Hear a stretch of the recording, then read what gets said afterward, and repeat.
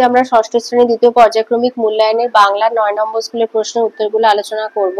একে আছে সঠিক উত্তরটি নির্বাচন করো। একের 1 বিকাল বেলায় বিকায় হেলায় প্রভাতের ফল। একের 2 বলেছে মাটি আমাদের পৃথিবীটা তোমাদের, কথাটি বলেছে পিঁপড়ে। একের 3 এদেশের যত পালা পার্বণ উৎসব আনন্দ সবকিছুর মূলে রয়েছে চাষবাস, কারণ এই দেশটা হচ্ছে কৃষি কেন্দ্রিক। একের 4 নির্জন হাটে রাত্রি নামিল একক কাকের ডাকে। একের 5 সাঁওতালি দেয়াল চিত্রে চতুষ্কোণা ত্রিভুজ ছড়াছড়ি। একের 6 পিঁপড়ে কবিতাটির কবি অমিয় চক্রবর্তী। একের 7 উপসর্গ ব্যবহৃত হয় শব্দের আগে। একের 8 ধাতুর সঙ্গে যে বিভক্তি যুক্ত হয় তাকে ধাতু বিভক্তি বলে। একের 9 ধ্বনি শব্দটির অর্থ সুন্দরী। একের 10 প্রদত্ত কোন রূপটি ঠিক নয়, উনি যুক্ত সে। একের 11 অকস্মাৎ পদটিকে পরিবর্তন করলে হবে আকস্মিক। একের 12 যে শব্দ দ্বারা জলবেষ্টিত ভূখণ্ডকে বোঝায় তা হলো দয়বয় দীর্ঘই দ্বীপ। 82 2 একে দিয়েছে বসুধারা ব্রত কোন ঋতুতে পালন করা হয়, গ্রীষ্ম ঋতুতে। 2 বলেছে হাটে সন্ধ্যা প্রদীপ জ্বলে না কেন, এটা রায়মার্টিনের 83 পেজে আছে।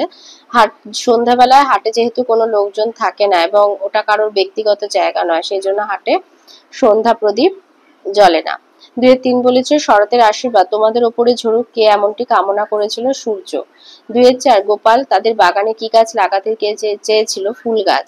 2-5 পাখিরালয়ের বাসায় কি পাওয়া যেত না, পাখিরালয়ের বাসায় ছাগল হরিণ ভেড়া পাওয়া যেত না। 2-6 বলেছে কোন কোন জাতির দেয়াল চিত্রের সাধারণ লক্ষণ হলো পদ্ম।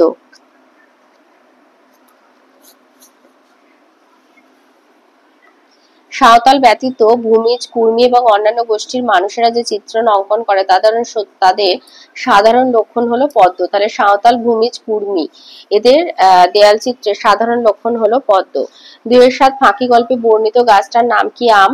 2-8 ছোট্ট বাঘের বাবা মা বাসা বদলে কোথায় গিয়েছিল, সজনে খোলায়। 2-9 কতগুলি গ্রামকে কেন্দ্র করে একটা হাট বসে, 10-12টি।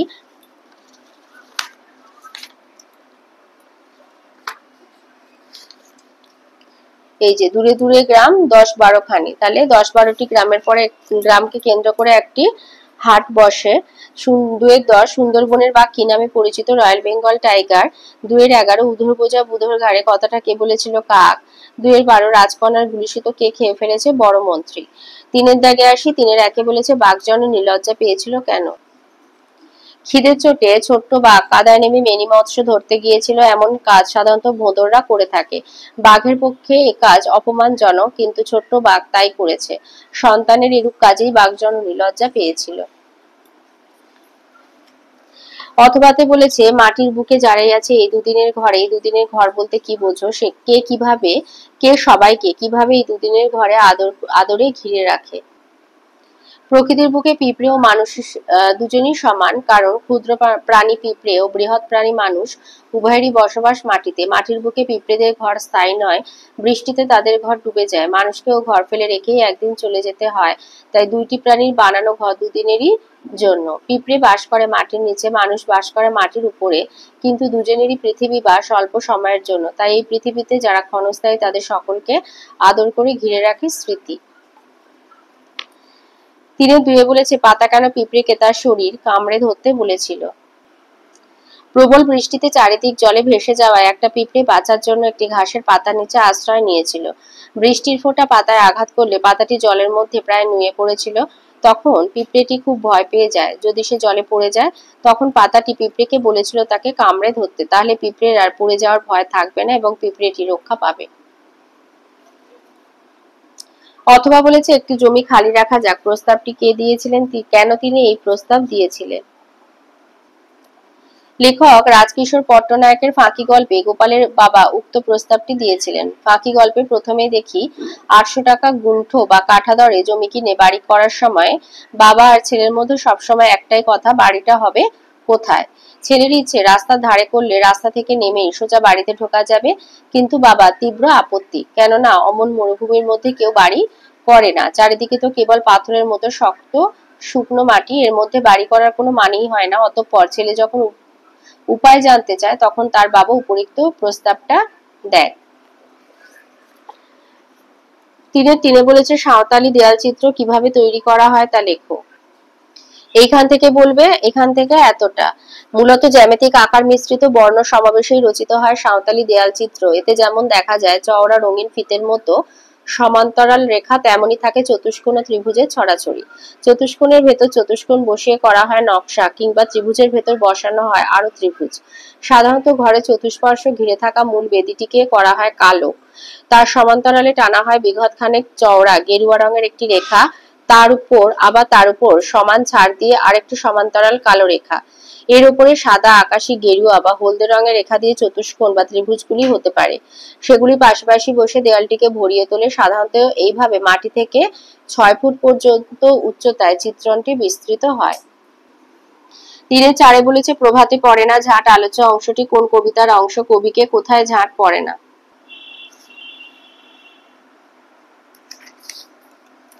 কবি যতীন্দ্রনাথ সেনগুপ্তের আলোচ্য অংশটি কোন কবিতার অংশ? হাট কবিতার অংশ। কবিকে কবি যতীন্দ্রনাথ সেনগুপ্ত কোথায় ঝাঁট পড়ে না? এটা 1 নাম্বারের আছে, বেশি বড় লিখতে হবে না। লিখবে যে হাটে কোন সময় ঝাঁট পড়ে না? হাটে প্রভাতে অর্থাৎ সকাল বেলায় ঝাঁট পড়ে না। কোথায় ঝাঁট পড়ে না বলেছে? লিখবা হাটে সকাল বেলায় ঝাঁট পড়ে না। 3-5 বলেছে ধানের সবচেয়ে বড় বন্ধু বৃষ্টি। বৃষ্টির সময় ধান ক্ষেতের ছবিটি কেমন? অন্য যে সময় ধান চাষ হয়ে থাকে তা লেখো। গ্রীষ্মের সময় ফুটিফাটা মাঠে সবুজের চিহ্ন শুকিয়ে আসে, বর্ষায় সেই ছবিটাই বদলে যায়। বর্ষার প্রাককালে ধান রোয়ার পর উপযুক্ত বর্ষা হলে বর্ষার জলে পুষ্ট মাঠ এবং মাঠের ধান যেন আনন্দে মাথা নাড়তে থাকে এবং ক্রমশ বড় হতে থাকে। যেখানে আগে ঘাসের চিহ্ন মাত্র ছিল না, সেখানে যেন সবুজের সমারোহ দেখা যায়। বর্ষাকাল ছাড়াও হেমন্ত আর গ্রীষ্মের সূচনায় ধানের চাষ দেখা যায় বাংলায়। এগুলিকে যথাক্রমে আউশ, আমন, বোরো ধান বলে উল্লেখ করা হয়।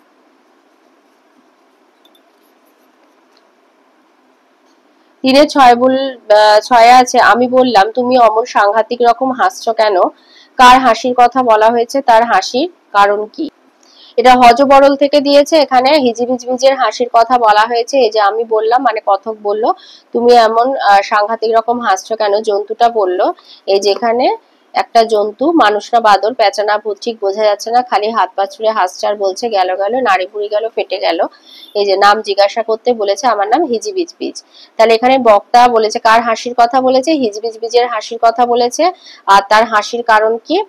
না, সে মনে করছে যে পৃথিবীটা যদি চ্যাপ্টা হতো আর সব জল গড়িয়ে ডাঙায় এসে পড়তো, আর ডাঙার মাটি সব ঘুলিয়ে প্যাচপ্যাচে কাদা হয়ে যেত, আর লোকগুলো সব তার মধ্যে ধপাধপ আছাড় খেয়ে পড়তো। এই কথা ভেবেই সে হেসে সাংঘাতিক রকম হাসছিল। অথবা বলেছে আমার ভয়ানক রাগ হলো বক্তাকে, আর কোন কথায় তিনি রেগে গিয়েছিলেন। এটাও হযবরল থেকে দিয়েছে। এটা 11 পাতায় আছে।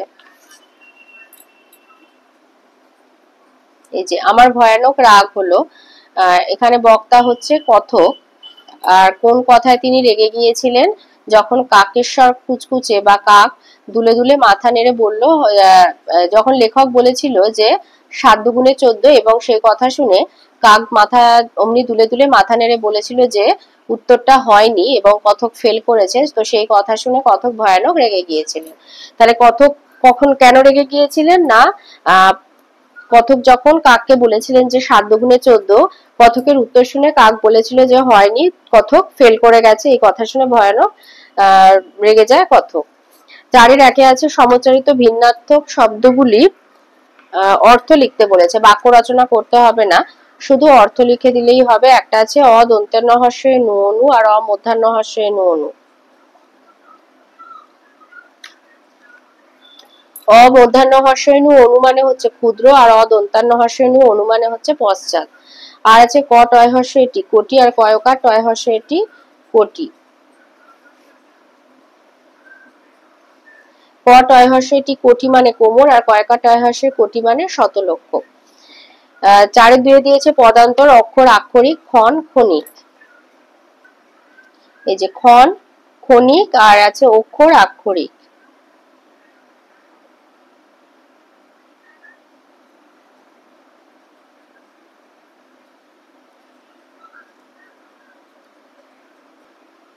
যে অক্ষর, আক্ষরিক।